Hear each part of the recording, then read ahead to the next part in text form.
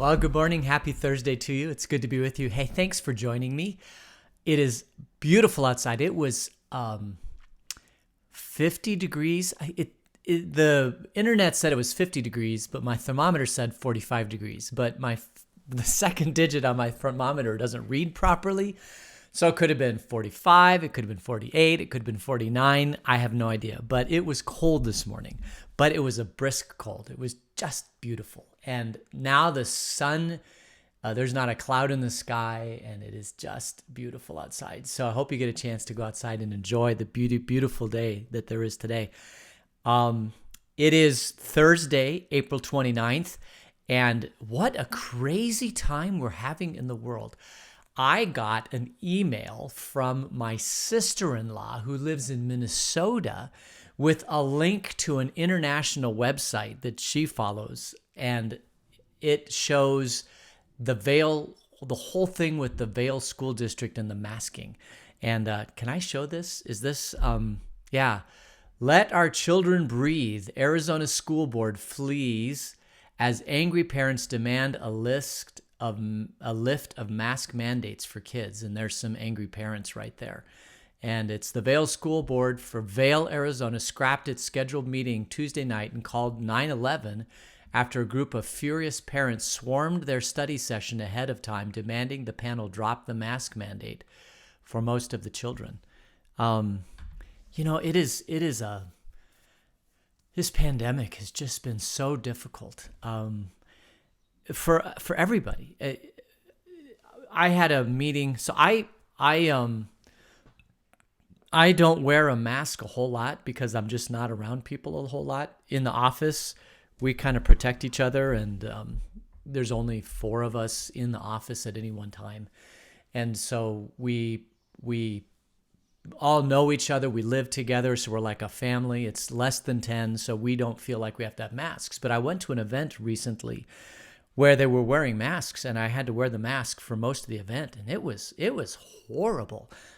I determined that if I had to do that on a regular basis, I would shave my beard because it was very uncomfortable to have the mask. It's okay for 10 or 15 or 20 minutes or something like that. But if I have to wear it for more than that, it's really, really, really uncomfortable. So I understand the issue with not wearing masks. And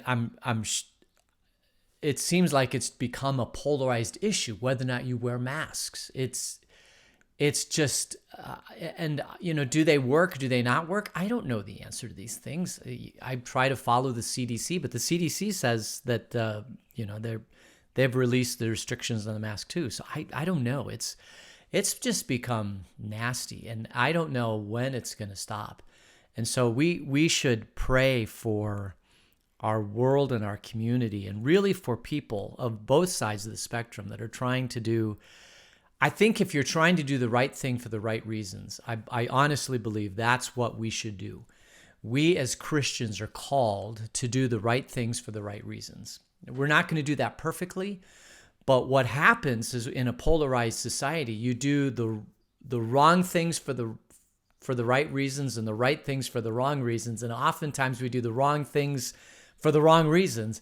And the wrong reason, of course, is trying to use any pandemic or any thing like this for your own political gain, right? Like this is an opportunity. Instead of me using this as an opportunity to love the world and serve the world and try to get to the truth and serve the truth, I'm going to use this as an opportunity to make my own political gain happen. And I see that happening all the time, and it just frustrates me to no end.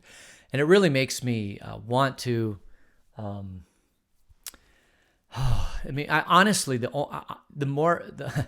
Jesus said, "You shall know the truth, and the truth shall set you free. I am the way, the truth, and the life." I honestly believe that the truth, like serving the truth, is serving Jesus. So if we can, as much as to whatever the truth is, whether or not it's a good truth, or whether or not it's a truth that helps us, or whether or not it's a truth that hurts us, if we serve the truth, we're serving Jesus. And we should, as Christians, serve the truth, whatever the truth is, whether or not it's a difficult truth or whether or not it's an easy truth. We should serve the truth. And oftentimes that politically, it destroys us politically. But anytime we pursue the truth and violently, rigorously pursue the truth, the world becomes a better place and gets, it becomes, how do I say it? The world becomes more redeemed, let me put it that way, when we serve the truth. And so we should always, as Christians, just rigorously pursue the truth, no matter what that truth is. And if you're a Christian, you should let Christ and his words and his spirit and him fill you with his truth, and mix that into the truth, and also serve that also. That's what we're called to do as Christians. And I believe if you do that, if you serve the truth, you're a good leader. Let me put it that way. If you serve the truth, you are a good leader in the kingdom of God, because you're serving the kingdom of God. If you're serving your own political gain and violating the truth and lying, then you are violating Jesus to serve something else, and I think that's wrong. I don't believe Jesus wants us to do that. He wants us to serve the truth, and this is why it is so frustrating, this whole pandemic, because I have no idea what the truth is. I research. I don't do a tremendous amount of research, but I have some websites that I go to on both sides. I was telling Jennifer this morning that between the two extremes is the middle, right? And it seems like everything is so polarized. So you have to read on one side and you have to read on the other side, and then you have to kind of try to divine, if you can, what the truth is from looking at both sides of the argument. And then that's when you have to pray for God to give you wisdom to discern what really is the truth, and then you move forward with the truth. Once God's revealed to you, or you've come to a conclusion as what the truth is, you have to rigorously pursue the truth. That's what God's called us to do. That's what leadership is. And we're looking at leadership because Moses is a great leader. He pursues the truth. I think he pursues the truth. Let's just talk about that today. Does Moses pursue the truth? Because, let's see, we are in episode 4 of our study on Exodus. And we left the story yesterday with Moses being drawn out of the water and living in Pharaoh's household with the daughter of Pharaoh. Apparently, she didn't have any children, or I don't know how that happened, but Moses ends up growing up in Pharaoh's household. The question you have to ask is, the questions I would ask are, one, do they tell Moses where he comes from? They must have, because I'm sure that the Egyptians and the Israelites looked a little bit different. I don't know how different they looked, because if you look at people in the Middle East today, I don't care if you're from Egypt, or if you're from Israel, or if you're from Iraq, Iran, or whatever. All those people, to me, look very, very similar, maybe not identical, but similar in their structure.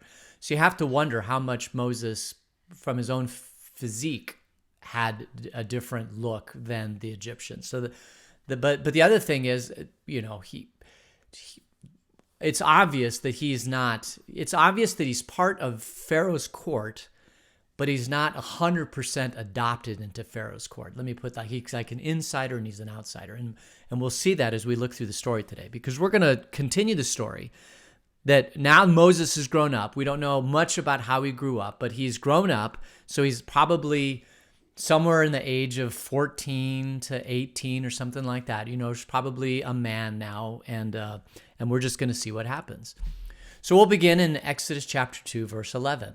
One day after Moses had grown up, he went out to where his own people were and watched them at their hard labor. So he knows now that it's his own people, and he's watching them at hard labor. He saw an Egyptian beating a Hebrew, one of his own people. Looking this way and that, and seeing no one, he killed the Egyptian and hid him in the sand. The next day he went out and saw 2 Hebrews fighting. He asked one in the wrong, "Why are you hitting your fellow Hebrew?" The man said, "Who made you ruler and judge over us? Are you thinking of killing me as you killed the Egyptian?" Then Moses was afraid and thought, "What I did must have become known." When Pharaoh heard of this, he tried to kill Moses, But Moses fled from Pharaoh and went to live in Midian, where he sat down by a well. Man, there's just so much stuff here. So now he sees an Egyptian beating a Hebrew. And so we know now that there's two classes of people. There's the Egyptian class and there's the Hebrew class. The Hebrew class is the slave. We don't know how they're distinguished as slaves, whether or not it was a marking on their body or maybe it was a physical thing. When I look at people in Israel now, I mean, they do have a distinctive look to them. And I suppose you could look at it, but it's also quite possible that there could have been a mark that's placed on them that says, okay, you're a slave. Or it could have been just geographically, they're placed in different places. It's hard to be a slave if there's not something that marks you as a slave. Even if you look at Nazi Germany at the time of World War II, at the rise of Hitler, they would put a mark on Israel, Jews, to mark that they put the Star of David on them to say, okay, you are an Israelite, you're a Jew, and that was a mark. So, and there has to be a mark on somebody to show that you're a slave, and somehow they've had some identification. But what was Moses? Because Moses would have looked more like the Israelites than the Egyptians, and yet he grew up in Pharaoh's household. So he is truly this person that breaks the barrier between both. He lives in both worlds, you could say, Moses. Just like Jesus lives in both worlds, so does Moses. And he is the one then that is going to be able to live in both of these worlds and see what's going on. He saw an Egyptian beating a Hebrew, one of his own people. He obviously knew this was one of his own people. So he looks to the left and he looks to the right. He doesn't see anybody that's going to be upset. And so he kills the Egyptian. So the way I view this is that Moses sees an Egyptian beating a Hebrew. There must have been other Hebrews around. And so Moses goes and kills the Egyptian and hides him under the sand. But the Jews, the Israelites, see this. And somehow they remember this. So they're not feeling a lot of kinship with Moses themselves. They must see Moses as part of Pharaoh's court. They must see Moses in bed with Pharaoh, that when Moses comes and judges between the Israelites and the Hebrews, or the Hebrews and the Egyptians, that he's going to side with the Egyptians. That's what the Hebrews feel. But Moses is torn. He doesn't know who to side with. But what the point of the whole story is that Moses sees an injustice happening. He sees an Egyptian beating a Hebrew, one of his own people. And it must have been a merciless beating. If you understand anything about power, the one way to keep Hebrew slaves in control, obviously, how is it that one person, one Egyptian, there's no other Egyptians around, how is it that one Egyptian can keep 10, 20, or 30 Hebrews in control? And the answer is that when one of them goes out of control, you beat them mercilessly, maybe even to the point of death. This is how you're taught to keep people in control. When one of them gets out of control, you take whatever weapon you have and you beat them almost to the point of death, maybe to death, but maybe you just get them to real close to death. And that way, nobody else is going to come because they don't want to beat like that. Now, if they all went and surrounded this Egyptian that's beating him, then they could all kill him pretty much easily. But then the repercussions of that would be severe. So now this guy, he goes out and he's with the Hebrews and he disappears. Well, his family's going to say, where is he? And of course he disappears. They're going to go and question the slaves. Well, what are they going to do? If they lie and say, well, we don't know what happened, then they're going to be in trouble because they're lying, and it could come, either way, it could come back to them, right? That's the point. And so somehow it does get back to Pharaoh that Moses did this. So Moses thinks he gets away with it. He kills the Egyptian, he hides him in the sand, everything's good, but all these Hebrews now their life is on the line, and the only way that they can save their own life is by turning on Moses and saying, well, Moses killed him. Because the next day, he goes out the next day and he sees two Hebrews fighting, and he says, why are you two fighting each other? Why are you hitting your fellow Hebrew? And there's like, well, who made you ruler and judge over us? Are you thinking of killing us as you did the Egyptian? And then Moses is afraid and thought, what I have done has now become known. Of course, because when you kill somebody, unless that person's a hermit, people are going to know that you killed that person. And they're going to try to figure out who, and they're going to try to have repercussions on that. So the Hebrew slaves had to have told whoever's looking for them at some point that Moses did it. So Moses was afraid. When Pharaoh heard this, he tried to kill Moses. I don't know how he tried to kill Moses, but Moses fled from Pharaoh. And he went to live in the land of Midian, where he sat down by a well. So now this is interesting. He's a man now. He's done something wrong. The question is Moses right in what he did? There are no laws then that maybe the Egyptians had laws, but, well, that's a very good question. Did the Egyptians have laws that says you couldn't kill at that point? I would imagine there would probably be some at that point that would say you don't do that, but maybe not. But we know that it's wrong to kill. The thing about the Ten Commandments, and that's one of the Ten Commandments, is that these are deep-seated laws that we all know between right and wrong. It's not like the Ten Commandments are, these set of laws that half the world thinks are great and half the world thinks are not great. They're not polarizing laws. If you look at the Ten Commandments, they truly are laws that resonate deeply with humanity because they're the way we were created. We know, even without Moses receiving the Ten Commandments from God on Mount Sinai, we know that we shouldn't kill people. That's just something that deep, we know this. It's wrong. You don't take somebody else's life. Although there have been cultures, the Mayan cultures, the Incan cultures, where they try to please God by taking a life. So that's not good. But definitely, you're taking a life. Even in those cultures when they existed, they knew that taking of life was a severe enough thing that it would appease the gods. And you're taking a life. You're doing something that's against humanity to please God. But everybody knows that taking a life is kind of against humanity. You don't do that flippantly. Even taking a life, it's to appease the gods in the Incan and the Mayan culture and other cultures, the Druid culture in England.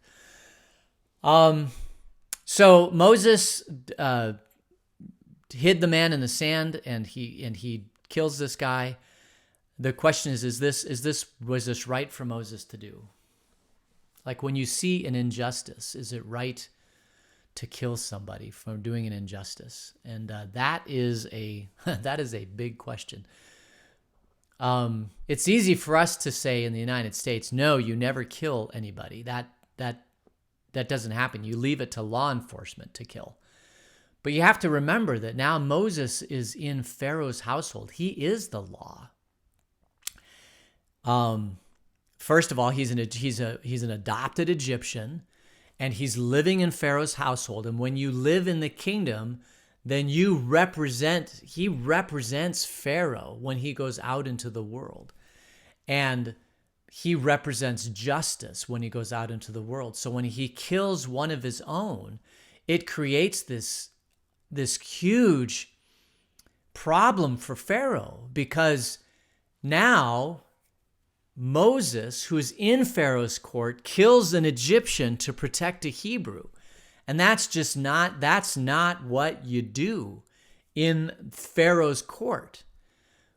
But in the world of justice and in the world of law, who else was going to stand up for the who else was going to stand up for the Hebrew that was mercilessly being beat by the Egyptian? And Moses, deep down in his soul, feels like this is the right thing to do. If this continues on, if these Egyptians continue to beat down on the Hebrews, they're going to destroy them and kill them, and the conditions are going to get worse. And this is just, the whole idea of slavery is wrong. I think that's where Moses is. His heart is changing. He's in Pharaoh's court, and he's out there and he's seeing all this stuff. But deep down inside, he realizes that this is wrong. That these people who are he has a kinship with because he's blood related to them, that at its deepest root, slavery is wrong. And we all know that at its deepest root, slavery is wrong. So how is Moses going to change this?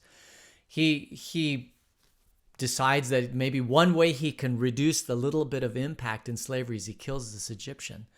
It's not like he could have gone to the court system and said, I think this is wrong, let's pass legislation. This is way before modern civilization. This is man against man, dynasty against dynasty, slaves against Pharaoh. And deep down in his heart, he thinks he's going to solve the problem by killing the Egyptian, and it doesn't solve the problem. It actually creates more problems.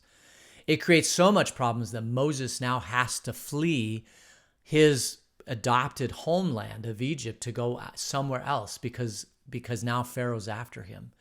So we now see that there's not going to be a change happen. It's not like Pharaoh said to Moses, why did you do this? Let's talk about it. Oh, let's free the slaves. No, Pharaoh is like, I'm going to kill Moses because even though we've adopted him to our household, he has violated our household and our kingdom and our power over the Egyptians.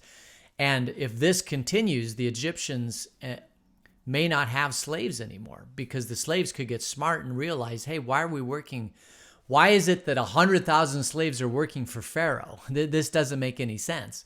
Let's turn on Pharaoh. Let's leave. And then there'd be bloodshed and all sorts of things. And so Pharaoh has no choice. He has to kill Moses. So when Pharaoh hears of this, he tries to kill Moses.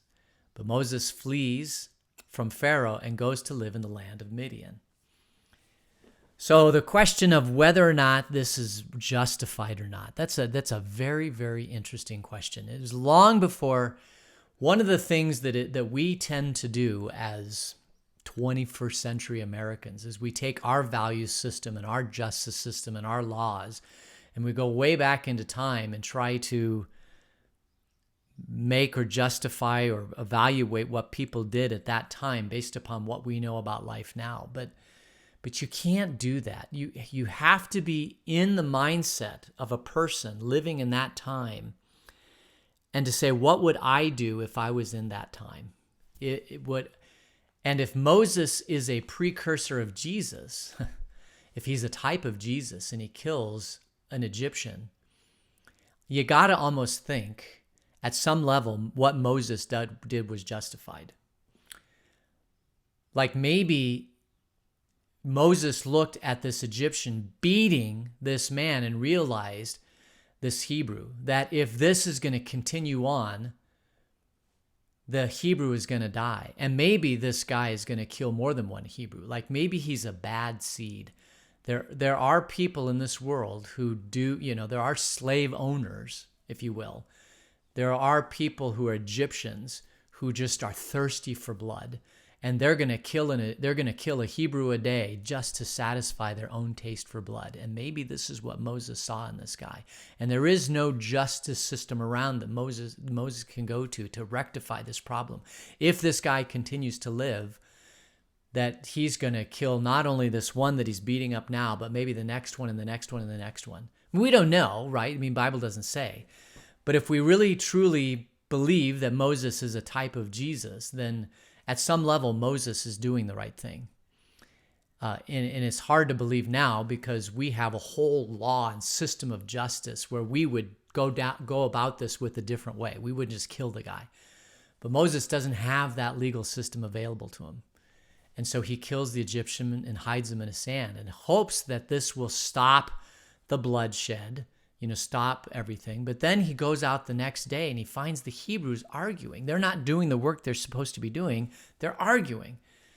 And it just points out to the human condition, right? We are not good humans. At some level, we live. I mean, it's the same thing with, the argument going on in the Vail School District right now. We're difficult people. You give people free will, and you think that everything's rosy and wonderful, but we end up being, we want to turn things inward and try to be inward focused and try to do things that protect ourselves, and we don't love our neighbor as we should. We're just not good at this. And it's got to be hard to be God, to love creation and then give them free will, and then they destroy themselves because of free will, and just to see how they're destroying themselves. So then you become flesh and you come into the earth and you show them what it's like to love your neighbor, what it's like to love each other. And then when you do that, they all turn and they kill you, and then you rise again to show, no, what I was talking about is the truth. And then leave it to us to try to figure out how we can love our neighbor as Jesus called us to do, right? Love God, love your neighbor. That's the only two commandments that he's given us.